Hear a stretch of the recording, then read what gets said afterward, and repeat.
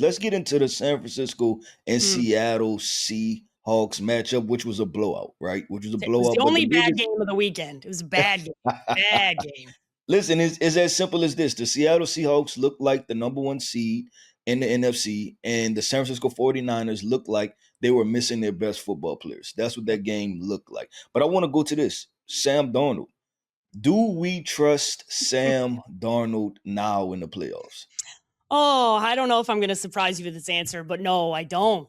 I don't because the pressure was immediately relieved off of Sam the moment that the opening kickoff was brought Mhm. back for a touchdown.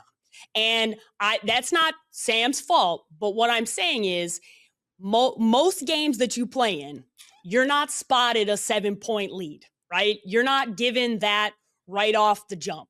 And I want to see, to me, the test that Sam needs to face is when push comes to shove in a close game, in a big moment, he doesn't fall apart.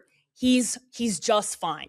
And this game did not check that box because it was a blowout and was lopsided from the very beginning. If you look at the stats, you look at what Sam, he didn't have to do very much in this game. And that's because special teams and defense came to play. And maybe we don't ever have to find out if Sam Darnold has to have a good game because maybe the Seahawks just blow everybody out and on their way to a Super Bowl victory.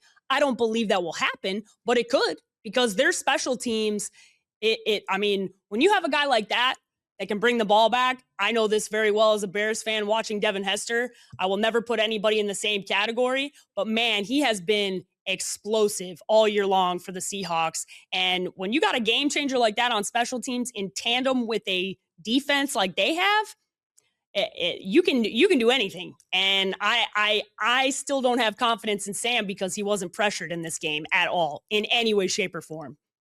Yeah, I'm gonna go. I trust him.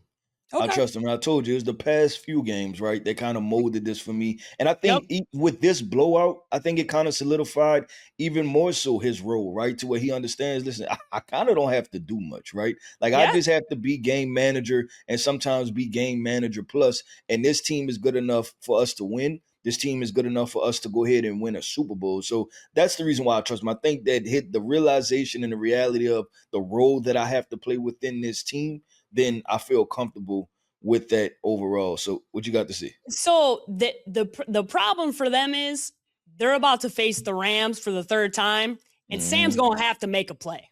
And that's why I'm telling, like, I haven't seen it yet. Like I gotta see. And Sam's one of my, I've told you this many times. Sam's one of my favorite interviews ever. One of the most funny interactions I've ever had with a professional athlete at the Gatorade Awards. He took in stride me putting him in the Punchable Face Club, which literally I can't tell you how funny the interaction we had was and how humble he was. And I don't know how you couldn't root for him after what happened in New York and how he's revitalized his career. But when I talk about trusting somebody in a big moment, I got to see you do it first. And I think, yes, what you watched was him accepting a role, but I think he was pushed into that role because of the way the game dictated that with pace. So we shall see, obviously, how things shake when they face off against the Rams for the third time. Yeah, let's see. And it should be good, right? They went 1-1 in the regular season. This should be good. But Paige Dimakos, let's talk about the team that was on the opposite side of that beatdown, right? In the San Francisco 49ers, we're talking about George Kittle out, Ricky Pearsall out, Fred Warner out, Christian McCaffrey was injured at one point, Brock Purdy was injured at another point. Where do the San Francisco 49ers go after this loss? How do they improve this team? How do they make it to the Super Bowl and win a Super Bowl? Well, I think you have to look at this team and go, wow, the fact that they were able to get this far and the infrastructure that they have, you're running it back. You've got CMC under contract, George Kittle under contract, Brock Purdy under contract, like all these guys in tandem with, you're talking about injuries, Bosa. I mean, this is unbelievable what they were able to accomplish. But the bigger question is, what is going on health wise, right? And I don't Well, know, like, that yeah, go that's what ahead. I want to get into. I want to ask you questions then, right? Because are we expecting these all pro players to return back to an all pro form? Like, I think to me, that's where the nuance and the real depth of this conversation becomes, because you have a Brandon Ayuk coming off of an ACL, right? You have a George Kittle coming off of a torn Achilles, right? We have a Christian McCaffrey, which he plays the running back position. He's getting a little bit older, right? And injuries are nagging for running backs, right? So where do you go, as far as, do you feel fully comfortable with saying, you know what, I'm going to get these guys healthy and we're going to be able to make a run and we're going to be able to sustain health? Like where does that fall for you? So I think you're obviously CMC was able to make the whole season, which is a big deal for him. I Mhm. think between him and Purdy, and obviously Fred Warner worked his way back to being prepared to play in an NFC championship game if they were able to make it. Obviously past the Seahawks. He was practicing last week, which is insane. So I think the structure and the like kind of the core pieces are going to be fine. The bigger question is you have an injury problem. And I don't know how much we want to account for the conversation that's happening all across social media about the electromagnetic waves that are coming from wherever that power plant is that's very close to Levi Stadium.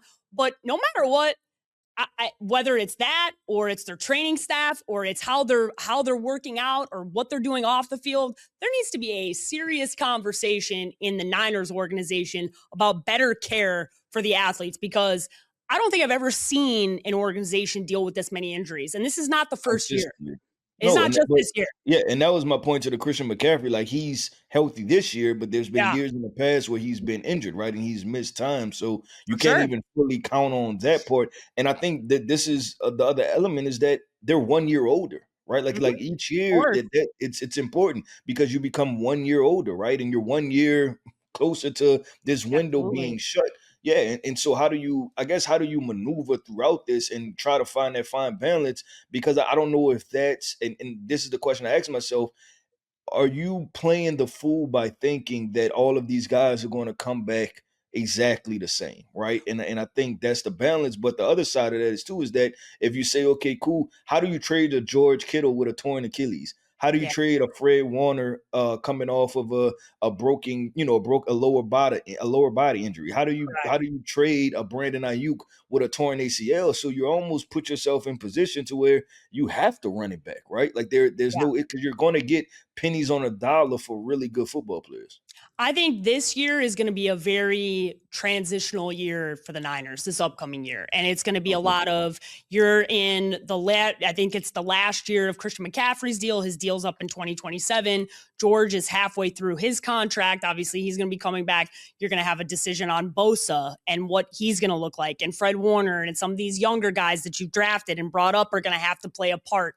So the core of this team is kind of in two different phases. You've got Brock Purdy, who's a young guy on a deal that's in a different window than Christian McCaffrey, George Kittle, and Fred Warner, right? You've got an older core with a younger quarterback. And so this year, to me, feels like the last time we will see the Niners, as currently constructed, run it back, because they're going to have to make tough decisions the next offseason. But how can you not, if you're a Niners fan, you made it to the divisional round in the NFL, in the toughest division in football. You made it to the divisional round. You were one game away from being the 1 seed, okay, with all the injuries that you had. So you kind of have this natural, and this team's already been to Super Bowls, right, with most of these guys. So Mhm. you know they can get there. You just got to do, I don't know what it is, if it's the electromagnetic field around Levi or it's how band work or whatever the hell is going on there.